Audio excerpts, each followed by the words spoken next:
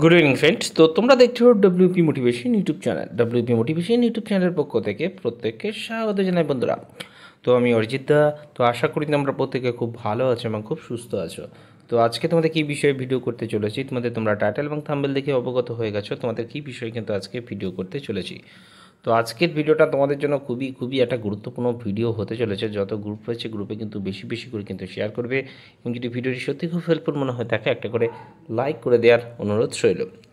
তো তোমাদের দীর্ঘ প্রতীক্ষিত, যেটার জন্য তোমরা অধীর আগ্রহে প্রায় 2 বছরের ওপর বসেছিলে, সেই যে রিক্রুটমেন্ট, অর্থাৎ recruitment to the post of constable in West Bengal police 2024, তার কিন্তু এক্সাম আর মাত্র 3টে দিন পর।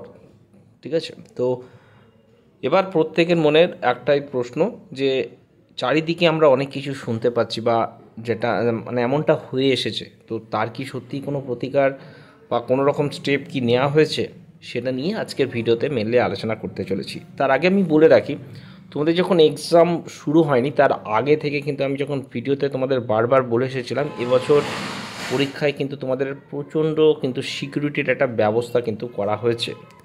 তো তোমাদের ইতিমধ্যেই তোমরা দেখেছো যে তোমাদের যখন অ্যাডমিট কার্ড ডাউনলোড করতে হয়েছিল, তখন কিন্তু তোমাদের আধারের যে লিঙ্ক, সেখানে কিন্তু একটা ওটিপি এসেছিলো, তারপরে কিন্তু তোমরা এই যে অ্যাডমিট কার্ড সেটা কিন্তু ডাউনলোড করতে পেরেছিলে। তো একই সাথে তোমাদের আধার লিঙ্ক, এবং তোমাদের কিন্তু নতুন এবছর আমি বলেছি যে সিকিউরিটি তোমাদের আসবে, যেটা নতুনত্ব এবার থেকেই তোমরা পাবে, সেটা কিন্তু বায়োমেট্রিকের কিন্তু ব্যবস্থা কিন্তু হতে চলেছে।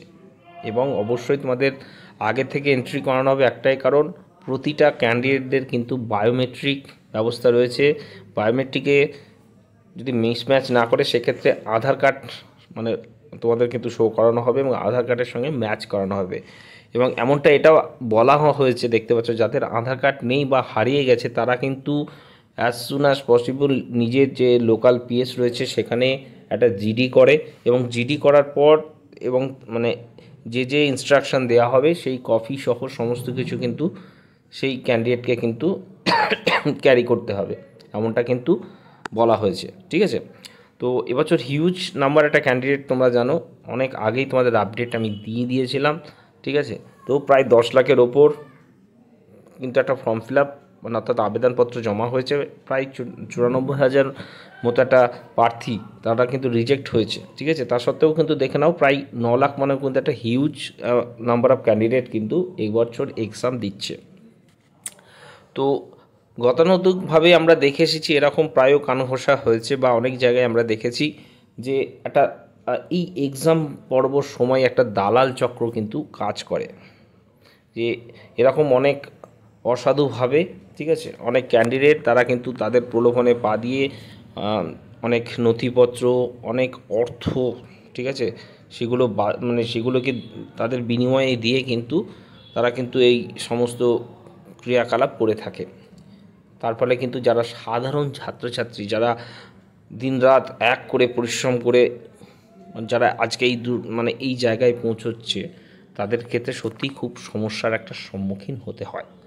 তো পিআরবি থেকে এর আগেও এটা নিয়ে অনেকবার, ঠিক আছে, ডাব্লিউবিকেপি যৌথ মঞ্চ বা অনেক ক্যান্ডিডেট তারা কিন্তু বারবার এটা নিয়েই কিন্তু প্রশ্ন তুলেছে যে এবছর এক্সামের কি নিরাপত্তা বা কীরকম বলয়ে কিন্তু এক্সাম হবে।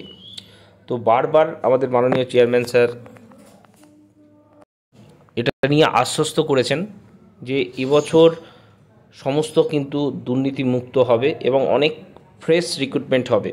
আমরা গত যে এসআই রিক্রুটমেন্টটা হলো, মানে যে এক্সামটা হয়েছে, সেখানে কিন্তু আমরা এরকম কোনো অপ্রীতিকর ঘটনা দেখিনি, এবং দেখেছিলাম একটা হানা হয়েছিল, যেখানে কিন্তু বেশ একটা বড় মানে অনেক একটা এই যে অসাধু চক্র, তাদের কিন্তু একটা মানে উৎখাত করা হয়েছে, এটা কিন্তু আমরা দেখেছিলাম, তাই না? ঠিক পরীক্ষা হওয়ার একদম মানে মুহূর্তে। তো এরকম যেহেতু কনস্টেবল আসছে, এরকম অনেকই চক্র চলবে। তো সেই উদ্দেশ্যেই বলে রাখি, যারা দালালের খপ্পরে রয়েছো বা যারা দালালের মারফতে রয়েছো, তাদেরকে বলবো তোমরা এখন থেকে কিন্তু শুধরে যাও, এখন থেকেই সাবধান হয়ে যাও। কিন্তু পিআরবি কিন্তু অ্যাকশন মোডে রয়েছে।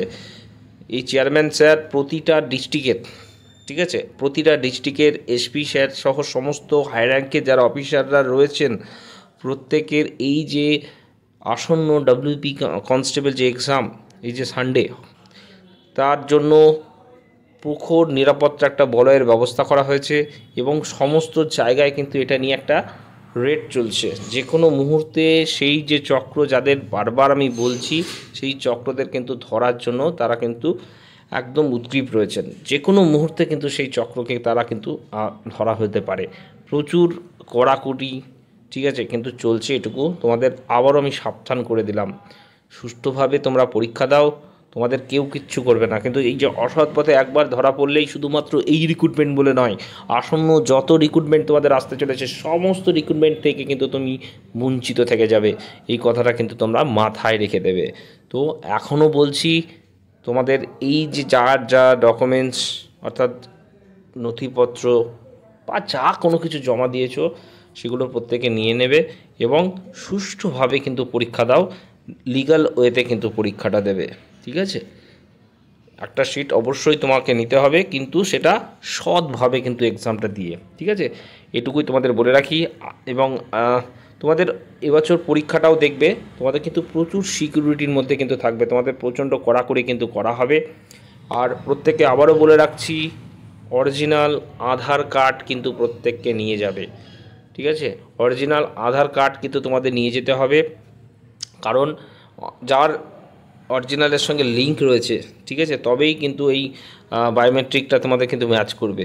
যদি না করে থাকে, যাদের নেই, আবারও বলছি, লোকাল পুলিশ স্টেশনে কিন্তু তোমাদের যাদের আধার কার্ড নেই বা হারিয়ে গেছে তাদের উদ্দেশ্যে বলবো, তারা কিন্তু একটা জিডি করে নিতে পারো, ঠিক আছে। এই বলে ভিডিও এখানেই শেষ করলাম। দালাল থেকে কিন্তু প্রত্যেককে সাবধান, ঠিক আছে। চলো বাই, টাটা, গুড নাইট।